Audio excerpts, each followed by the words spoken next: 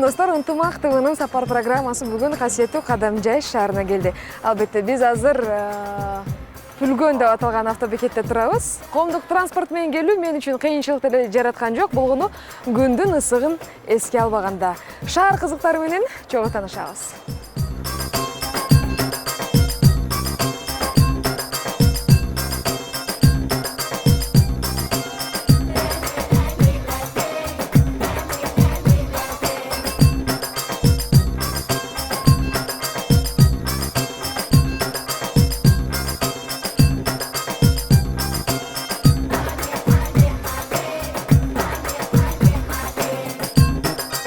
Кадамжай району 1938-жылы 2-мартта уюшулган. Борбору Кадамжай шаары. Район мындан 17 жыл мурун Фрунзе деп аталчу. Ал Баткен облусунун чыгыш бөлүгүндө жайгашып, батышынан Баткен району, түштүгүнөн Ош облусунун Чоңалай, Ноокат райондору, түндүгүнөн Өзбекстан менен чектешет. Аянты 6000 км². Райондо 3 шаар, 2 шаарча, 11 ай өкмөтү, 93 кыштак бар. Калкы 200 миңге жакын. Райондо жашагандардын 15%-ын шаар, 84%-ын айыл эли түзөт. Чындыгында Кадамжай шаарынын аталышы өзгөчө, балким ар бирибизде түрдүү божомолдор бар чыгар. Менде да болгон, бирок так маанисин билчү эмесмин. Кадамжайга келип сураштырып олтуруп, акыры эмне үчүн мындай аталып калганын биле алдым. Аты айтып тургандай эле Кадамжай шаары Азирет Алинин ыйык кадам изи түшкөн жай деп аталып, бара-бара Кадамжай деген аталышка айланган.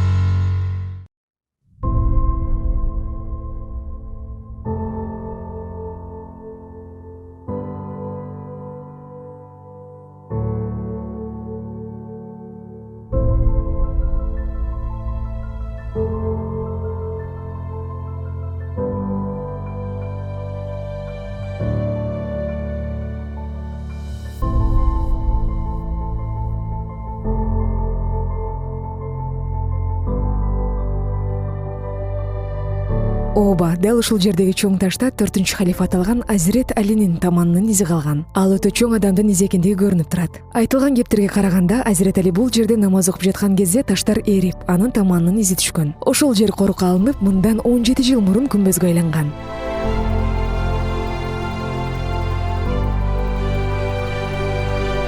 Алгач бул жерди камыш менен тоскон экен үстүн. Андан кийин 99-жылы ашар жолу менен мына ушинтип бекемирээк кылып тосушкан экен. Негизинен бул жай 7-кылымга таандык дейт.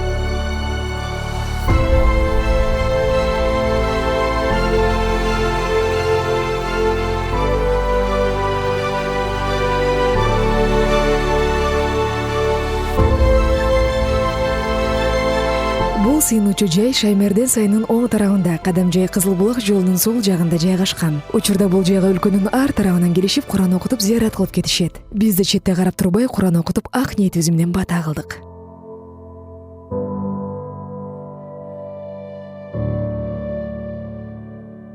Эл оозундагы уламыштарда мындан 1400 жыл мурун Мухаммед алейхиссалам пайгамбардын күйөө баласы Азирет Али душмандардан качып келе жатып, ушул жерде намазын окуп Шаймерденге өтүп кеткен. Айтылгандарга караганда, Азирет Али Кадамжайга динди таратуу максатында келген.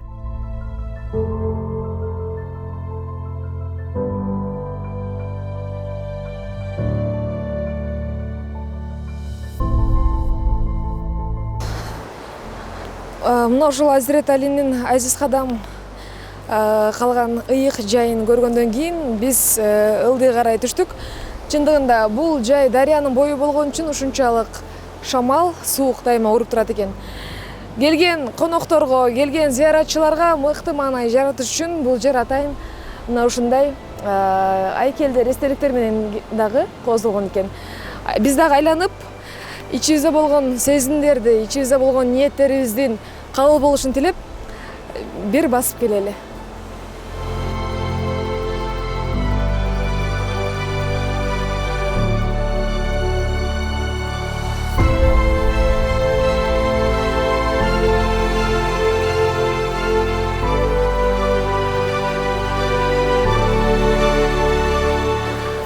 Мына ушул ыйык зыярат жайын кыдырып чыккычакты көңүлдөр тазарат экен.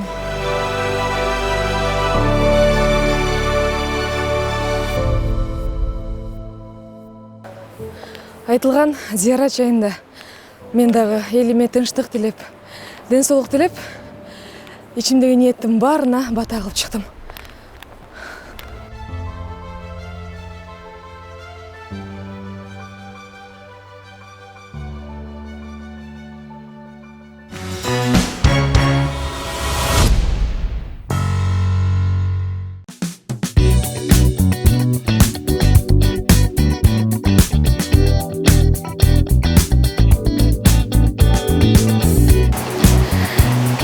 Биз азыр дагы деле Кадамжай шаарындабыз. Кадамжай шаарынын Жиделик айылындагы бир укмуштуудай жерге келдик.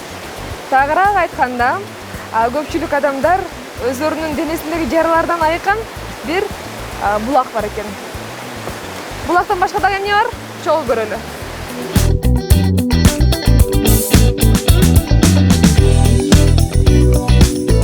Көпүрөнүн астынан шарылдаган суу агып турат. Бирок билбейм. Үстүнөн эрктүү эле адамдар өтпөсө, башка адам жүрөгү чыдабайт болуш керек.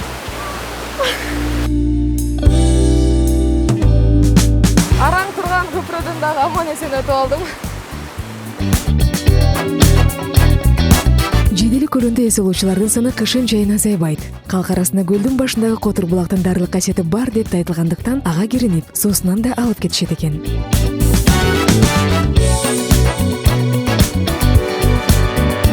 Кирип баратканыңда эле сени курчаган токойчо десем болот. Өтө укмуштуу эле чыдырман токой эмес, бирок салкын, ошол дарактардын түбүндө эс алсаң сон болот.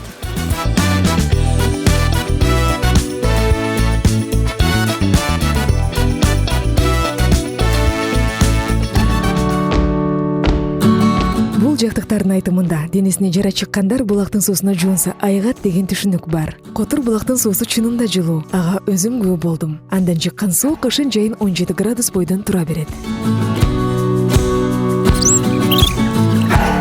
Мен кирине албайм мындай жашыл көлдө. Булакты көрүп келели.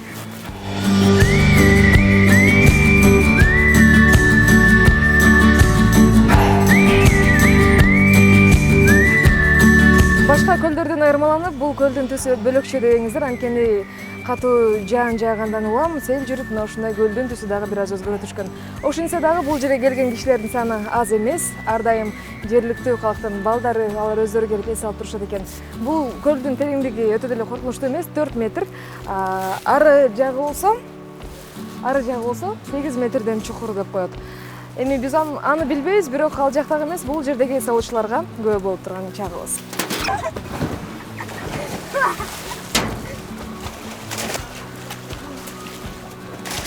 Ай, сон екен. Муздак бекен су?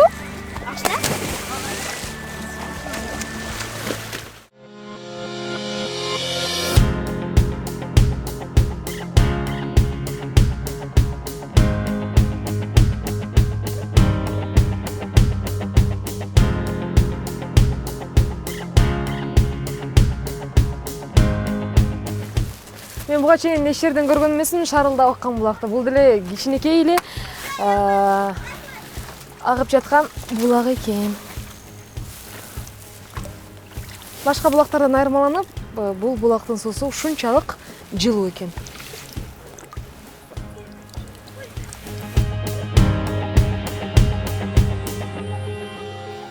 Кызым ошондой эме болчу эле, аллергия болчу. Анан ошодон жүрүп түшүп эле ошодон бери эме кылып лечение алчу. Жыл сайын лечение алып, күн чыккан мезгилде күндөн болобу же мына эмеден болобу, погодадан болобу билбейм. Бирок ошо дарылакка чөмүлгөндөн бери ошонусу жоголду.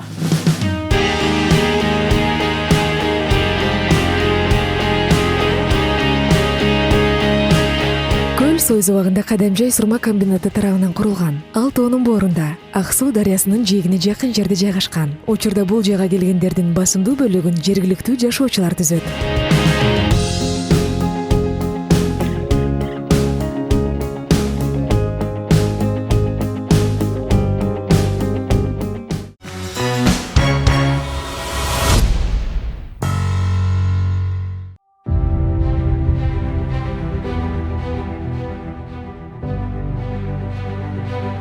Көлгө тиешелүү уламыштар да бар экен. Эң эле кызыгы анда ак жылан менен карыя бар имиш. Бул кепти угуп алып өзүм да тынчсыздана түштүм. Ошол эле учурда кызыгып да кеттим. Бирок кезиктире алган жокмун.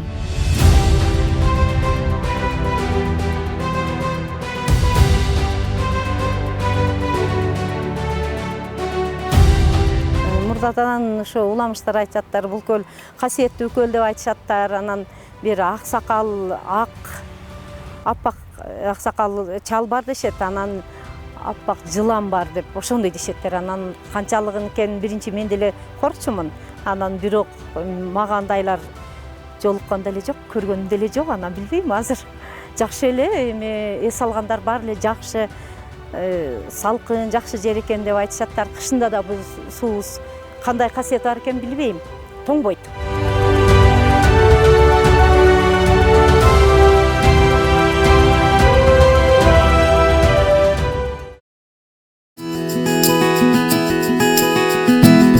Жаратылыштын коозугу курчаган бул көлдүн айланасында эс алуучулар үчүн да шарттар бар. Кааласаңыз атайын орнотулган сөрлөргө же бак арасына олтуруңуз. Бул жайдын бир тарабы токойлуу болгон үчүн аптаптан коркпой деле койсоңуз болот.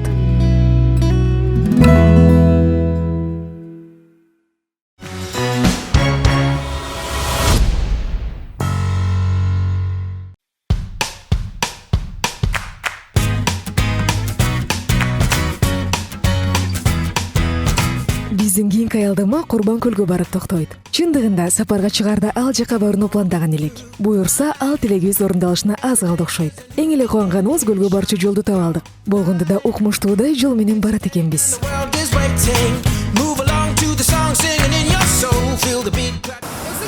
дагы жетип келдик.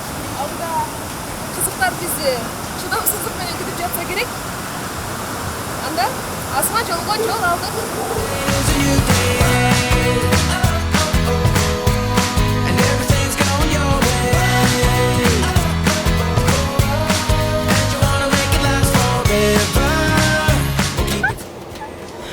Корком.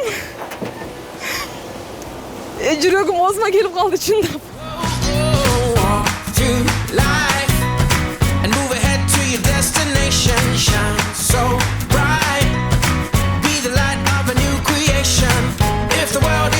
Дагы бир жолу салам.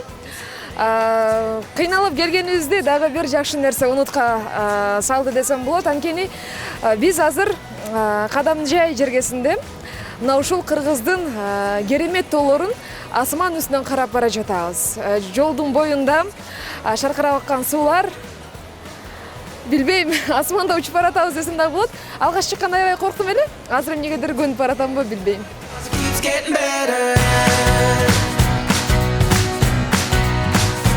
Ошентип асма жолдун жардамы менен көлгө жөнөдүк. Мындайга биринчи жолу түшүп атканым үчүн чындап айтканда бир аз коркуу сезими да болду. Анткени асма жолдун бийиктиги 2000 метрдин тегерегинде. А сиз ушундай бийиктикте саякаттоону каалайт белеңиз? Ооба, бул экстремалдуу жол албетте бийиктиктен коркпогондор үчүн.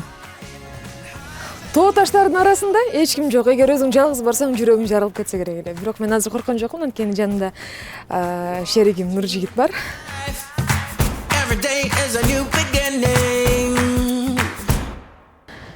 Азыр мен сезимдер менен бөлүшө албайм, анткени барган сайын бийиктеп баратабыз. Мындай жогорулаган сайын ушунчалык суук шамал уруп турат экен.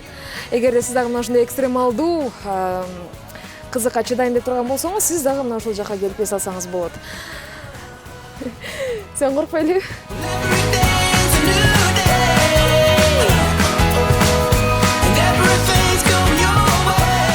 Азыр ким кайда барбасын сөзсүз барган жерин же ким менен барганын социалдык тармактагы баракчаларына жарыялашат. А мен алардан четте калмак белем дедим да, Инстаграмдагы баракчама ылайыктап видеого тарта баштадым. Тилекке каршы мен ойлогондой болгон жок. Анткени бул жерде таптакыр байланыш жок экен. Андыктан бул жака жол алгандар өзүнө керектүүлөрдүн баарын камдап алышы керек.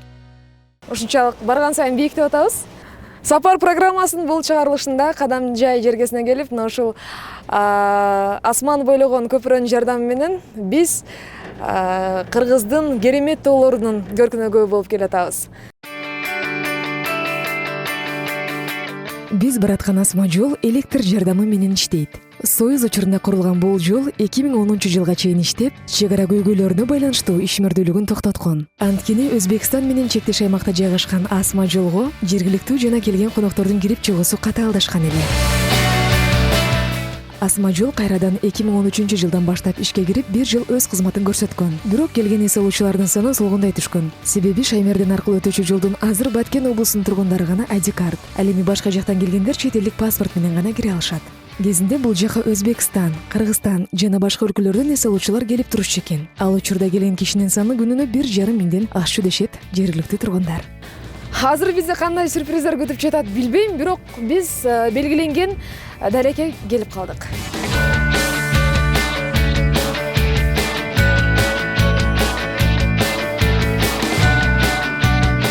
Биз келген асма жол жөн жайдан эле курулуп калган эмес. Тоолордун астынан шаркырап кан суулардын коозугунан сырткары, биз эңсеген көлгө баруучу жол катары ишке кирген десек болот.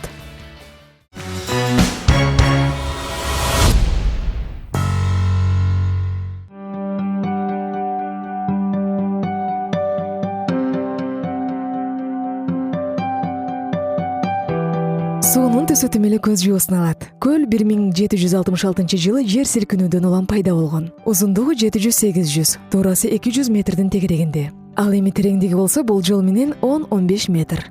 Деңиз деңгээлинен 1724 метр бийик. Эң эле кызыгы суунун температурасы жайдын аптаптуу күнүндө деле 8-10 градус гана жылыйт. Мына ушинтип белгиленген дарекке дагы жетип келдик. 2000 метрден бийикте тоо арасында жүрүү кандай гана эрдикти талап кылат. Күчтүүмүн деп койбоймбу. Узундугун айта турган болсом, 1 километр 300 метр экен. Бирок билбейм, ушунчалык башкача сезимдер менен келдим. Чыныгы эс алууну каалаган адамга мен ушул жайды сунуштайт элем. Жергиликтүүлөр бул көлдү Фергана өрөөнүнүн бермети деп да атап коюшат экен. Бир аз эле шамал жүрүп турат десем, бир аз эмес, укмуштуудай эле шамал жүрүп турат экен, ошондуктан келерде жылуураак кийинип келүүгө аракет жасам.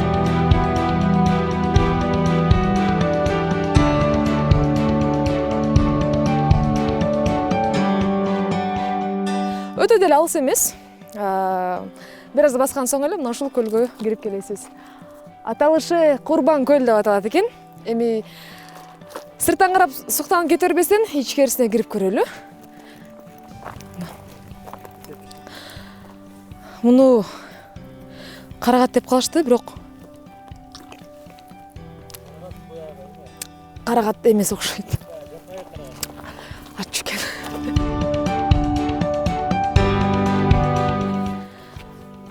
Куш мүйүздекелер кубалашып ойнор жер дейт. Арчанын кени тоолордо, ылаачын ойнойт зоолордо. Молдонияздын жазганына ушундай жакшы саптары бар экен. Курбан көл сырдуу дүйнө бүтпөс санат. Миң түркүн ажарданса күндү карап дейт. Калган бөлүгү эмнегедир өчүп кеттир. Бул көл мына ошол жер көчкүдөн улам пайда болуп, азыр тиги жактан келген дарыя бар, бирок дарыя жерге сиңип, жердин түбү менен арткы жакка өтөт экен. Биз асман жол менен келатканда канатная дорога деп койсом болот. Ошондо биз тоолордун боорунан чыккан айрым сууларга күбө болдук эле. Бул эмнедир булакпы деп ойлодук эле, бирок ал булак эмес экен. Ал көрсө мына ушул дарыянын агындылары экен.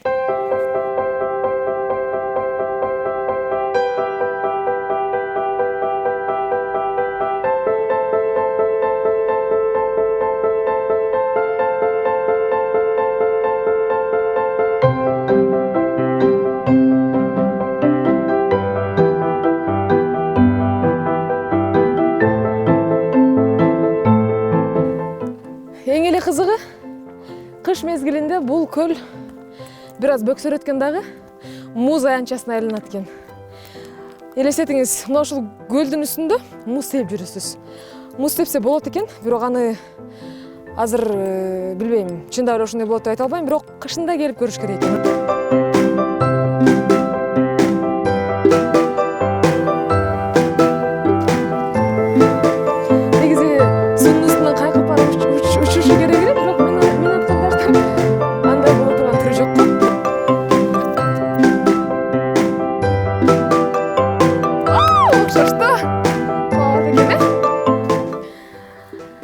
турган көлгө айланып тегеренип сүрөткө түшүп аябай суктанып баары бир тоюп бүтө алган жокмун.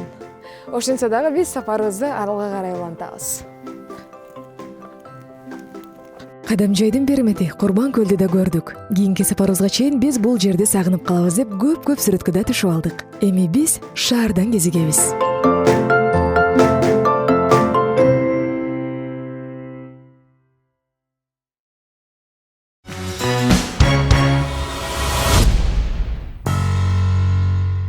Буга чейинки берүүбүздө Баткен тууралуу суроо узатканбыз. Тагыраагы Баткендин символуна айланган айгүл гүлү канча күн гүлүн кармайт деген. Бизге жооптор келген, албетте WhatsApp номерибизге. Жеңүүчүнү атай кетели. 1593 сандары менен аяктаган телегөрүүчү сиз биздин кызыктуу белектерибизге ээ болдуңуз. Иш күндөрү таңкы саат 9-дан кечки 4-кө чейин келип, өзүңүздүн белегиңизди алып кетсеңиз болот. Баса дагы бир нерсе, буюрса кийинки программага дагы кызыктуу бир суроо катабыз. Биздин берүүнү конт коюп көрүп, мына ушул суроого жооптоп, сиз дагы кызыктуу белектин ээси болуңуз. Достор, эми сапар программасы ар бир берүүсүнө кызыктуу бир суроо катат. Берүүнү көрүп олтуруп эле белек утсаңыз болот. Сиздер бүгүн Кадамжай жөнүндөгү берүүбүзгө көп болдуңуздар. Суроо: Кадамжайдагы 4-халифа аталган Азирет Алинин күмбөзү канченчи кылымга таандык? А варианты 4-кылымга, Б 12-кылымга, С варианты 7-кылымга таандык. Эгер сиз бүгүнкү программаны конт коюп көргөн болсоңуз, туура жоопту дароо эле таба аласыз деп ишенем. Туура жоопту кийинки программага чейин Ынтымак медиа группасынын Facebooктагы баракчасына же WhatsApp номерине жиберсеңиз болот. 0558 58 10 61.